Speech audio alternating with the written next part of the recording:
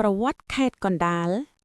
ខេត្តកណ្ដាលគឺជាខេត្តមួយមានសារៈសំខាន់យ៉ាងខ្លាំងក្នុងប្រវត្តិសាស្ត្រនៃព្រះរាជាណាចក្រកម្ពុជាខេត្តនេះមានទីតាំងស្ថិតនៅចំកណ្ដាលប្រទេសហើយព័ទ្ធជុំវិញរាជធានីភ្នំពេញ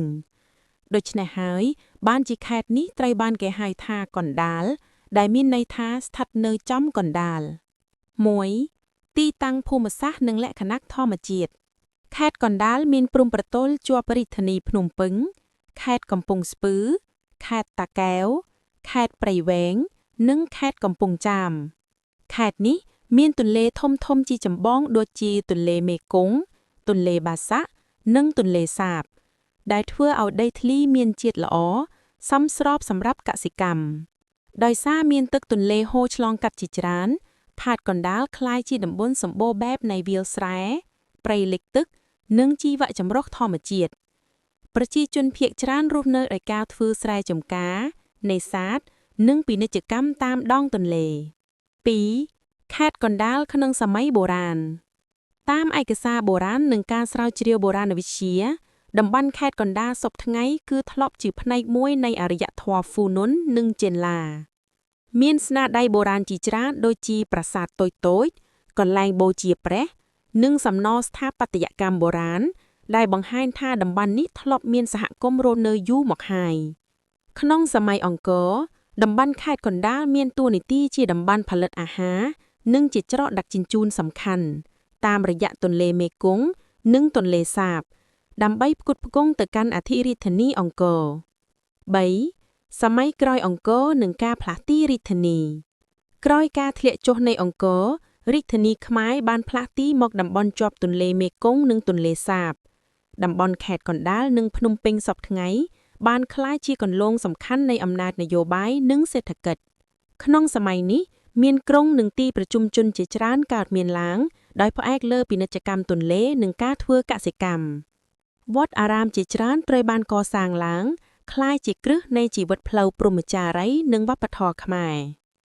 4. ខេត្តកណ្ដាលក្នុងសម័យអាណានិគមបារាំងនៅសតវត្សទី19ខេត្តកណ្ដាលស្ថិតក្រោមការគ្រប់គ្រងរបស់អាណានិគមបារាំងបានអភិវឌ្ឍហេដ្ឋារចនាសម្ព័ន្ធដូចជាផ្លូវស្ពានប្រព័ន្ធរដ្ឋាភិបាលនិងការរៀបចំដែនដីក្នុងសម័យនេះការធ្វើកសិកម្មបានប្ដូរទៅជាប្រព័ន្ធសេដ្ឋកិច្ចទីផ្សារមានការដាំដំណាំសម្រាប់លក់និងការប្រើប្រាស់បច្ចេកទេសថ្មីៗទោះជាយ៉ាងណាប្រជាជនខ្មែរចំនួនក៏រងការលំបាកពីពន្ធនិងការបង្ខំឲ្យធ្វើការផងដែរ 5. សម័យសង្គ្រាមនិងរបបខ្មែរក្រហមចាប់ពីទសវត្សរ៍ទីម្ខាងសតវត្សរ៍ខេត្តកណ្ដាលបានរងផលប៉ះពាល់យ៉ាងធ្ងន់ធ្ងរពីសង្គ្រាមស៊ីវិលនិងរបបខ្មែរក្រហមប្រជាជនត្រូវបានបង្ខំឲ្យចាកចេញពីភូមិដើម្បីធ្វើកសិកម្មក្នុងសហគមន៍បង្ខំវត្តអារាមសាលារៀននិងស្ថាបត្យកម្មជាច្រើនត្រូវបានបំផ្លាញចោលប្រជាជនចំនួនច្រើនបានស្លាប់ឬបាត់បង់សមាជិកគ្រួសារដែលបង្កើតស្នាមរបួសផ្លូវចិត្តយ៉ាងជ្រាលជ្រៅ 6. ខេត្តកណ្ដាលក្រោយសង្គ្រាមនិងសម័យថនដន់ក្រោយឆ្នាំ1979ខេត្តកណ្ដាលបានចាប់ផ្ដើមស្ដារឡើងវិញប្រជាជនត្រឡប់មករស់នៅភូមិដើមកសិកម្មនិងជីវភាពត្រូវបានកែលម្អបន្តិចម្ដងសប្តាហ៍ថ្ងៃ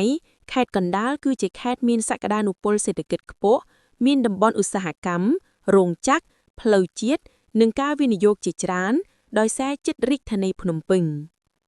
7. វប្បធម៌និងអត្តសញ្ញាណប្រជាជនខេត្តកណ្ដាលរក្សាទុកវប្បធម៌ខ្មែរប្រពៃណី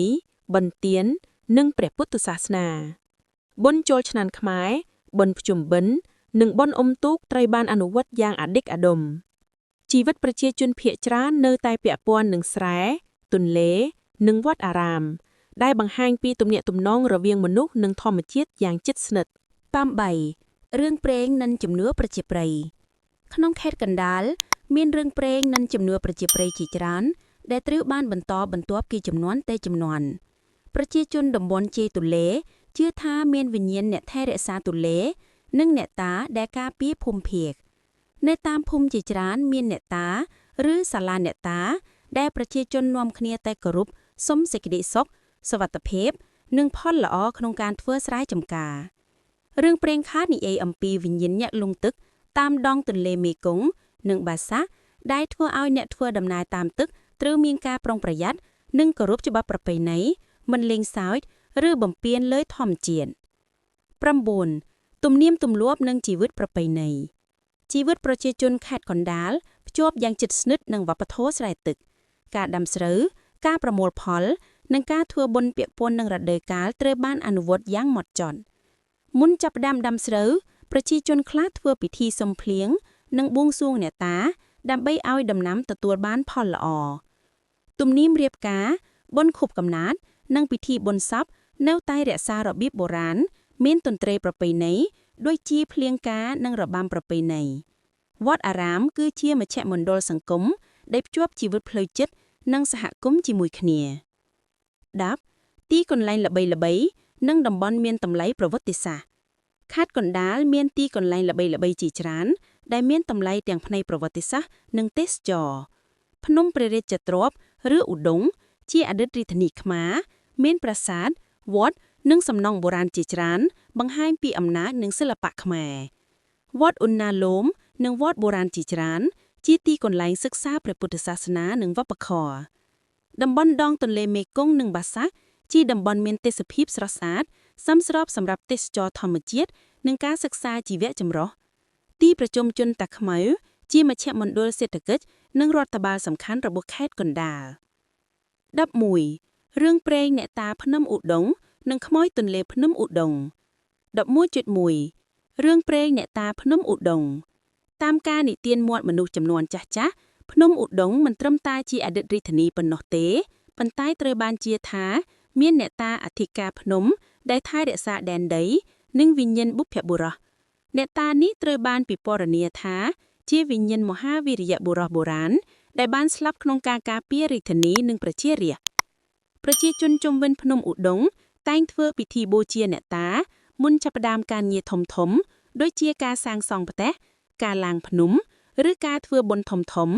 គេជឿថាប្រសិនបើអ្នកណាមិនគោរពឬប្រព្រឹត្តអាកប្បកិរិយាមិនសមរម្យលើភ្នំ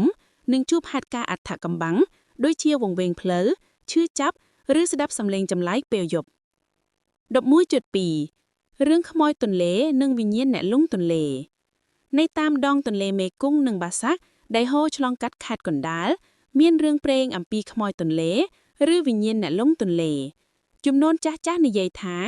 នៅពេលយប់ស្ងាត់អាចលីសំឡេងហៅឈ្មោះពីលើទឹកឬឃើញស្រមោលមនុស្សលេចឡើងហើយរលាយបាត់ជាមួយរលកទឹកវិញរឿងនេះតែងត្រូវបានប្រើដើម្បីព្រួនប្រយ័ត្នកុមារនិងអ្នកធ្វើដំណើរតាមទឹកឲ្យមានការប្រុងប្រយ័ត្នមិនចុះលេងទឹកពេលយប់និងគោរពទន្លេដូចជាសត្វមានជីវិតមួយ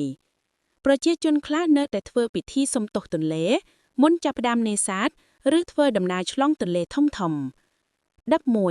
អត្ថន័យវប្បធម៌នៃរឿងព្រេងអេតានិងខ្មោចទន្លេមិនមែនមានគោលបំណងត្រឹមតែបង្កការភ័យខ្លាចនោះទេប៉ុន្តែបង្ហាញពីការគោរពធម្មជាតិការចងចាំបុព្វបុរសនិងការរស់នៅដោយមានវិន័យក្នុងសង្គមខ្មែររឿងទាំងនេះជាផ្នែកមួយនៃអត្តសញ្ញាណវប្បធម៌ខេត្តកណ្ដាលដែលនៅតែមានឥទ្ធិពលដល់ជីវិតប្រជាជនរហូតដល់សព្វថ្ងៃសន្និដ្ឋានប្រវត្តិខេត្តកណ្ដាលមិនត្រឹមតែបង្ហាញពីព្រឹត្តិការណ៍ប្រវត្តិសាស្ត្រប៉ុន្តែថែមទាំងបញ្ចូលរឿងព្រេងជំនឿទំនៀមទម្លាប់និងទីកន្លែងល្បីៗជាច្រើនដែលបង្ហាញពីអត្តសញ្ញាណនិងវិញ្ញាណខ្មែរខេត្តនេះនៅតែជាខេត្តមានជីវិតមានអតីតកាលជ្រាលជ្រៅនិងអនាគតមានសក្តានុពលខ្ពស់បំផុត។